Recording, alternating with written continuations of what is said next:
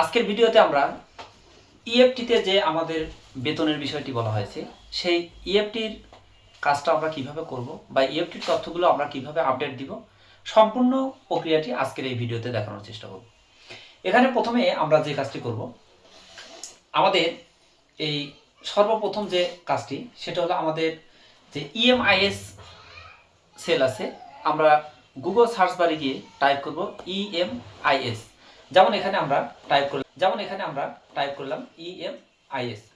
এখানে কিন্তু আমরা দেখতে পাচ্ছি এই যে এমপিও ইএফটি ইউজার ম্যানুয়াল, আপনি ম্যানুয়ালটাও দেখে নিতে পারেন, অথবা এই যে এমপিও ইএফটি অর্থাৎ আবেদন প্রক্রিয়া করার জন্য কিন্তু আমাদের এই এমপিও ইএফটি অর্থাৎ এই যে এমপিও ইএফটি যে অপশনটি আছে এই অপশনটিতে আমাদের ক্লিক করতে হবে। এখন এই অপশনটিতে যখন আমরা ক্লিক করব, এখানে কিন্তু আমাদের চাওয়া হয়েছে অর্থাৎ ইউজার আইডি এবং পাসওয়ার্ড। এখন ইউজার আইডি পাসওয়ার্ডের ক্ষেত্রে আমরা এখানে আমাদের যে এমপিও অর্থাৎ যে আইডি সেই আইডিটা দিতে হবে এবং এখানে পাসওয়ার্ডটি দিতে হবে। অর্থাৎ এমপিও আবেদনের ক্ষেত্রে যে আইডি পাসওয়ার্ড ব্যবহার করা হয় ঠিক সেই এমপিও আইডি পাসওয়ার্ড দেওয়ার পরে এখানে লগ ইন অপশনে ক্লিক করলে আমাদের অর্থাৎ লগ ইন হবে। এরপরে আমাদের যে কাজটা অর্থাৎ ম্যানুয়াল, যে আমরা এখানে সম্পূর্ণ ম্যানুয়ালটা এখানে আমরা করে দেখার চেষ্টা করছি। যেমন এখানে একটু কমিয়ে নিই, যেমন দেখুন এখানে দেওয়া আছে মাধ্যমিক উচ্চশিক্ষা অধিদপ্তরাধীন শিক্ষা প্রতিষ্ঠানের স্কুল কলেজ এমপিও ভুক্ত শিক্ষা অর্থাৎ শিক্ষক কর্মচারীদের এমপিও এর অর্থ আইবাস প্লাস প্লাসের মাধ্যমে ইএফটিতে প্রেরণের লক্ষ্যে তথ্য প্রদান এবং যাচাই সংক্রান্ত। এখানে অনলাইনে তথ্য এন্ট্রি সংক্রান্ত জাতীয় পরিচয়পত্র এনআইডি এন্ট্রির ক্ষেত্রে শুধু 10 বা 17 ডিজিটের এনআইডি বা 13 ডিজিটের, তাদের ক্ষেত্রে অর্থাৎ 4 ডিজিট প্রথমে জন্মসাল সংশোধন অর্থাৎ সংযুক্ত করতে হবে। এরপরে শিক্ষক কর্মচারীর নাম, জন্ম তারিখ জাতীয় পরিচয়পত্র অনুসারে এন্ট্রি দিতে হবে। মোবাইল নাম্বার বা জাতীয় পরিচয়পত্র এনআইডির দ্বারা নিবন্ধিত বা রেজিস্ট্রেশন করা থাকতে হবে। বর্তমানে প্রতিষ্ঠানের এমপিওর অর্থ যে ব্যাংক বা শাখায় জমা হয় সেই ব্যাংক ও শাখার রাউটিং নাম্বার বা ব্যাংক হিসাব নম্বর দিতে হবে। ব্যাংক হিসাব নম্বর 13 থেকে 17 ডিজিটের হতে হবে। এরপরে এখানে রয়েছে ব্যাংক হিসাবের নাম এন্ট্রির ক্ষেত্রে শুধু ইংরেজি অক্ষর এ টু জেড এর মধ্যে লিখতে হবে। এই ধরনের কোনো অর্থাৎ সাংকেতিক চিহ্ন ব্যবহার করা যাবে না। হার্ড কপি সংক্রান্ত এখানে বলা আছে হার্ড কপি ডকুমেন্ট দাখিল সংক্রান্ত শিক্ষা প্রতিষ্ঠান প্রদানগণ নিম্নে উল্লেখিত হার্ড কপি ডকুমেন্ট উপজেলা বা থানা শিক্ষা কর্মকর্তা স্কুলের ক্ষেত্রে এবং আঞ্চলিক পরিচালক কলেজের ক্ষেত্রে এর কার্যালয়ে জমা দিবেন। এখানে প্রতিষ্ঠানের সর্বশেষ এমপিও কপি অনলাইন থেকে ডাউনলোডকৃত প্রতিষ্ঠানের রিপোর্ট বা কর্মরত সকল শিক্ষক কর্মচারীর স্বাক্ষর সহ অনলাইন থেকে ডাউনলোডকৃত প্রত্যেক শিক্ষক কর্মচারীর পৃথক পৃথক রিপোর্ট বা সংশ্লিষ্ট শিক্ষক কর্মচারীদের স্বাক্ষর সহ শিক্ষক কর্মচারীর জাতীয় পরিচয়পত্রের ফটোকপি প্রতিষ্ঠান প্রদান কর্তৃক সত্যায়িত। প্রত্যেক শিক্ষক কর্মচারীর ব্যাংক চেকের কভার পাতার ফটোকপি বা প্রতিষ্ঠান প্রদান কর্তৃক সত্যায়িত। এখানে বলা আছে স্কুলের শিক্ষক কর্মচারীদের হার্ড কপি ডকুমেন্ট সংশ্লিষ্ট থানা বা শিক্ষা কর্মকর্তার কার্যালয়ে জমা দিতে হবে। কলেজের ক্ষেত্রে কর্মচারীদের হার্ড কপি ডকুমেন্ট সংশ্লিষ্ট অঞ্চলের অর্থাৎ পরিচালকের কার্যালয়ে জমা দিতে হবে। এখানে স্কুল অ্যান্ড কলেজের ক্ষেত্রে স্কুলের অংশের এমপিও ভুক্ত শিক্ষক কর্মচারীর হার্ড কপি ডকুমেন্ট সংশ্লিষ্ট উপজেলা বা থানা শিক্ষা কর্মকর্তার কার্যালয়ে কলেজের অংশটি অর্থাৎ পরিচালকের কার্যালয়ে জমা দিতে হবে। এরপরে যেমন এখানে আছে প্রতিষ্ঠান প্রদানের প্রতি নির্দেশনা, যেমন প্রতিষ্ঠান প্রদান emis.gov.bd এই ওয়েবসাইটে প্রবেশ করে ইএমআইএস এর হোম পেজে যাবেন। যেমন আমি এখানে দেখালাম, কিন্তু এখানে যে এই যে আইকনটি দেখা যাচ্ছে আমরা এই আইকনটি কিন্তু প্রথম সিলেক্ট করে আমরা এখানে কাজ করেছি। এখানে ক্লিক করার সঙ্গে সঙ্গে আমাদের এই যে আইডি এবং পাসওয়ার্ড এটা দেওয়া হবে। আইডি এবং পাসওয়ার্ড এখানে দেওয়ার পরে আমাদের লগ ইন করতে হবে। লগ ইন করলে ঠিক আমাদের এখানে বলা আছে উপরের লগ ইন পেজে অর্থাৎ প্রতিষ্ঠানের এমপিও কাজের জন্য ব্যবহৃত আইডি অর্থাৎ এমপিও অর্থাৎ আন্ডারস্কোর ইন নাম্বার, ঠিক এটা দিলেই আমাদের এখানে দেখাবে। এরপরে আমরা লগ ইন করার পর ঠিক এরকম অপশনটি পাবো, যে লগ ইন করার পর নিম্নরূপ ফর্ম পাওয়া যাবে।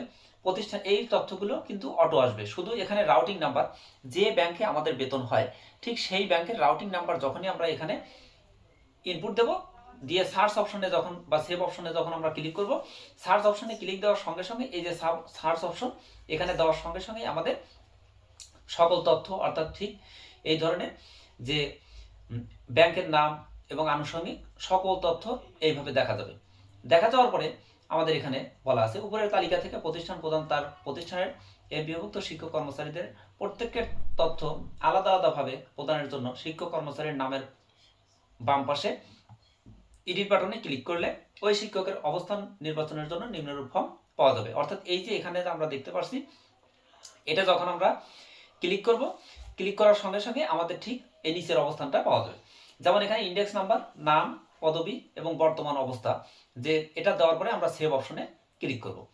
সেভ অপশনে যখন আমরা ক্লিক করব তখন এখানে বলা আছে যে উপরের চিত্রে প্রদর্শিত শিক্ষক কর্মচারীর বর্তমান অবস্থা অপশনে ক্লিক করে ওই শিক্ষক কর্মচারীর বর্তমান অবস্থা নির্বাচন করতে হবে।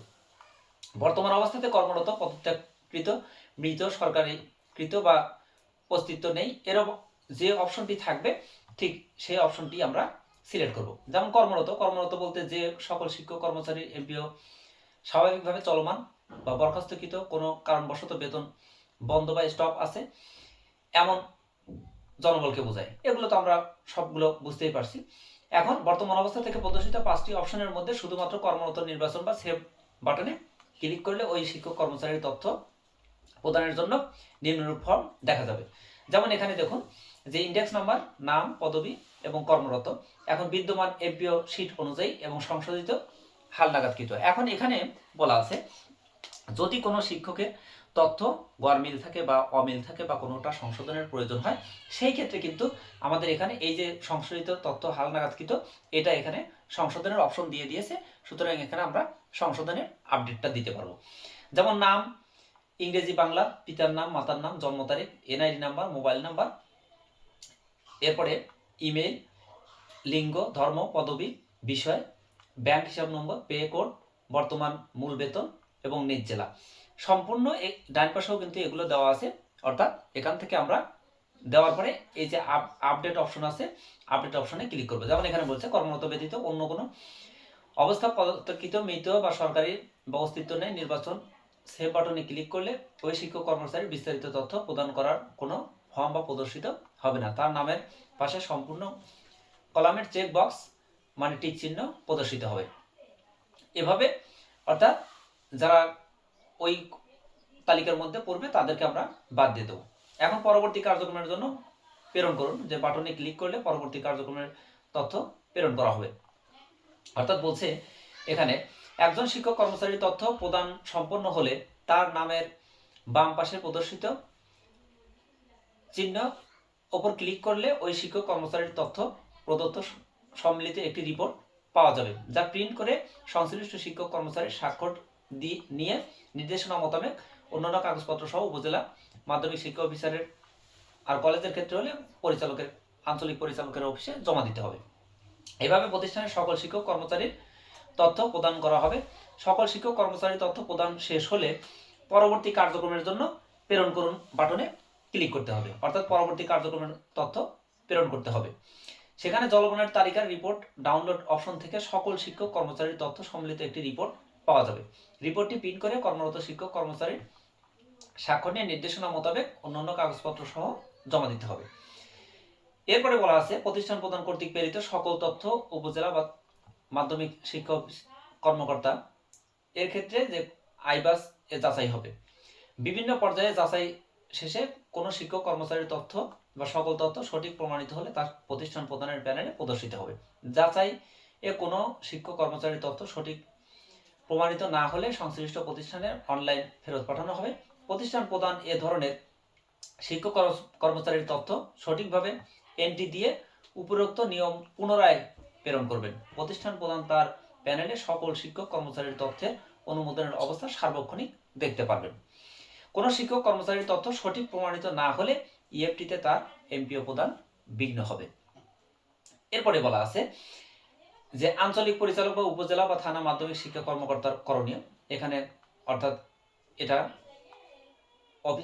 কর্মকর্তাগণ চেক করবেন যেন সফলভাবে লগ ইন সম্পন্ন হলে তিনি তার অঞ্চল বা কলেজের ক্ষেত্রে বা স্কুলের ক্ষেত্রে যে এইভাবে দেখা যাবে চিত্রে প্রদর্শিত প্রতিষ্ঠানের তালিকা থেকে বিস্তারিত দেখুন অপশনে ক্লিক করলে প্রতিষ্ঠান থেকে প্রেরিত সকল শিক্ষক কর্মচারীর তথ্য অর্থাৎ দেখা যাবে। এরপরে ঠিক এভাবে উপরের তালিকায় শিক্ষক কর্মচারীর অবস্থা স্ট্যাটাস দেখা যাবে। তালিকায় প্রদর্শিত শিক্ষক কর্মচারীর নামের পাশে টিক চিহ্ন করলে ওই শিক্ষকের এমপিও ডাটাবেস রক্ষিত বর্তমান তথ্য বা প্রতিষ্ঠান কর্তৃক প্রেরিত তথ্যের পাশাপাশি দুটি কলাম নিম্নরূপ প্রদর্শিত হবে, অর্থাৎ বিদ্যমান এবং সংশোধিত। ঠিক এইভাবে অর্থাৎ তথ্যগুলো দেখা যাবে। এরপরে যদি তথ্য ঠিক থাকে টিকমার্ক, আর তথ্য সঠিক না থাকলে অর্থাৎ এটা কর্মকর্তাদের দায়িত্ব। যদি কোনো সমস্যা হয় সেই ক্ষেত্রে এখানে ফোন নাম্বারগুলো দেওয়া আছে এবং মোবাইল নাম্বার দেওয়া আছে অঞ্চলভেদে। এখান থেকে আমরা মেইল করে অথবা ফোন করে তথ্যগুলো নিতে পারবো। সুপ্রিয় দর্শক বন্ধু, এই ছিল এখনকার মতো। নেক্সট আপডেট দেখার নিমন্ত্রণ জানিয়ে বিদায় নিচ্ছি। সবাই ভালো থাকুন, সুস্থ থাকুন, সবার সুস্বাস্থ্য নেক হায়াত কামনা করে এখানেই বিদায় নিচ্ছি। আল্লাহ হাফেজ।